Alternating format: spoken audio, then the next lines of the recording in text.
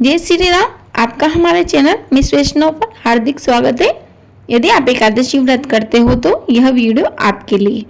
जैसा कि मैं हमेशा बताती हूँ, हिंदू माह में दो पक्ष होते हैं, पहला कृष्ण पक्ष व दूसरा शुक्ल पक्ष। दोनों ही पक्षों में एकादशी तिथि आती है। ये दोनों पक्ष 15-15 दिन के होते हैं। ऐसे में कुल मिलाकर 30 दिन का एक महीना होता है। एकादशी को आम बोलचाल की भाषा में 11 भी कहते हैं। वर्ष भर में कुल 24 एकादशी तिथि आती है। हर एकादशी तिथि का अपना एक अलग नाम व मातम्य होता है। अभी पवित्र माह श्रावण मास चल रहा है, तो श्रावण मास के कृष्ण पक्ष की एकादशी इस माह की पहली एकादशी है। इस एकादशी को कामिका एकादशी कहते हैं। आप आगे इस वीडियो में जानेंगे कि कामिका एकादशी का व्रत कब रखा जाएगा, पूजा व पारण का शुभ मुहूर्त क्या रहेगा तथा एकादशी के सभी जरूरी नियम भी यहाँ पर आप जानने वाले हो। तो उससे पहले आपसे एक छोटा सा अनुरोध है, यदि आप हमारे चैनल पर नए हो तो प्लीज हमारे चैनल को सब्सक्राइब कर लीजिए। व्रत एवं त्योहारों का महीना शुरू हो चुका है, तो आपको हर व्रत व त्योहार की वीडियो हमारे इस चैनल पर मिल जाएगी। तो आइए जानते हैं श्रावण मास 2024 की कृष्ण पक्ष की एकादशी तिथि कब है। हिंदू पंचांग के अनुसार श्रावण कृष्ण पक्ष की एकादशी की शुरुआत 30 जुलाई दिन मंगलवार को शाम 4:44 पर होगी। वहीं समापन अगले दिन 31 जुलाई दिन बुधवार को दोपहर 3:55 पर होगा। ऐसे में उदय तिथि अनुसार कामिका एकादशी व्रत 31 जुलाई दिन बुधवार को किया जाएगा। वहीं पारण अगले दिन द्वादशी तिथि को शुभ समय में किया जाएगा। तो आइए जानते हैं पारण का शुभ समय क्या है। 1 अगस्त दिन गुरुवार को सुबह 5:45 से 8:24 के बीच की समयावधि में आप पारण कर सकते हैं। हिंदू सनातन धर्म में भगवान विष्णु की उपासना के लिए एकादशी व्रत सबसे उत्तम व्रत माना गया है।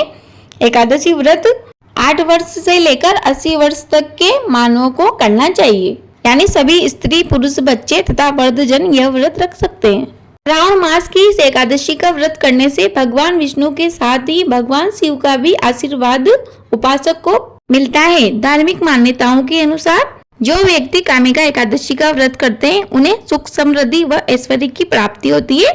इसके महत्व को विस्तार से बताते हुए कहा गया है कि जो कामिका एकादशी व्रत करते हैं उनके सभी पाप नष्ट हो जाते हैं तथा जीवन में आ रही समस्याओं से छुटकारा मिल जाता है। एकादशी व्रत का संबंध 3 दिनों की दिनचर्या से है, यानी 10वीं तिथि से ही एकादशी व्रत के सभी नियमों का पालन करना अनिवार्य होता है। व्रत उपवास के एक दिन पहले यानी 10वीं तिथि को दोपहर में भोजन लेने के उपरांत शाम को भोजन ग्रहण नहीं करना चाहिए, ताकि यह सुनिश्चित हो सके कि अगले दिन पेट में कोई अवशिष्ट भोजन न बचा रहे। भक्त एकादशी के दिन उपवास के नियमों का कड़ाई से पालन करते हैं तथा अगले दिन सूर्योदय के बाद ही उपवास समापन करते हैं।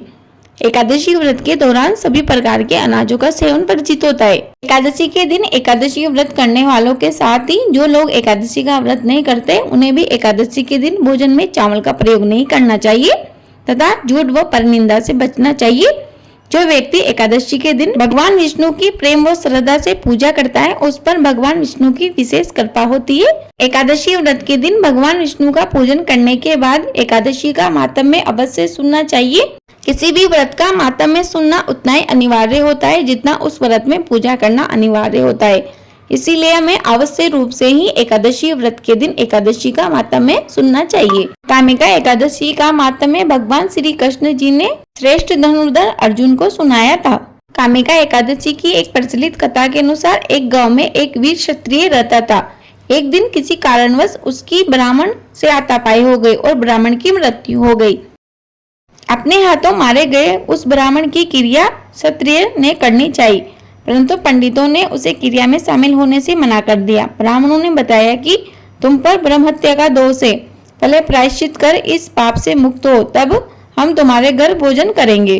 तब उस क्षत्रिय ने बड़े आदर भाव से पूछा कि इस पाप से मुक्त होने के क्या उपाय है। तब ब्राह्मणों ने बताया कि श्रावण माह के कृष्ण पक्ष की एकादशी को भक्ति भाव से भगवान श्रीधर का व्रत एवं पूजन कर ब्राह्मणों को भोजन करा के उन्हें दक्षिणा दो, उसके बाद आशीर्वाद स्वरूप तुम्हें पाप से मुक्ति मिलेगी। उस क्षत्रिय ने पंडितों द्वारा बताए गए कामिका एकादशी व्रत को किया, जिसके फलस्वरूप भगवान श्रीधर ने उसे दर्शन देकर कहा कि तुम्हें ब्रह्म हत्या के पाप से मुक्ति मिल गई।